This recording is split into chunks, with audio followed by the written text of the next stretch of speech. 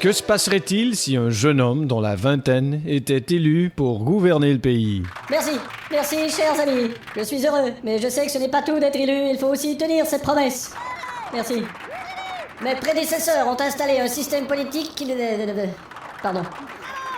Bon, alors comme je viens de dire, mes prédécesseurs ont installé un système politique qui n'est né de... C'est fini la magouille entre fonctionnaires. C'est fini les mensonges aux contribuables. C'est fini les scandales administratifs. C'est fini mon discours. Au revoir et merci. Par ici Michel, attention à la marche. Parfait pour l'image ça mon vieux, c'est parfait. Merde. Ça va? Quel con. Oh, c'est pas grave, allez viens. Alors comment c'était mon discours? Pas mal, des petites erreurs mais enfin. Comme quoi? Bah tu sais, au début t'as dit politicien malhonnête, gouvernement véreux. C'était 2 termes trop forts, j'ai fait une faute diplomatique? Non, c'était 2 pléonasmes. Oh. T'as fait une faute de syntaxe. Je m'en étais pas rendu compte. Vas-y monte. Mais c'est une limousine? Oui, et toi t'es le Premier ministre. Je sais pas si je vais m'habituer. Eh bah faudra bien. Voilà. Félicitations monsieur le ministre. Merci. Je te présente Grace Labbit, c'est lui qui écrira tes discours à l'avenir. Ah bon?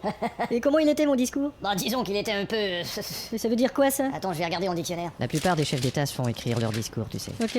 J'ai trouvé.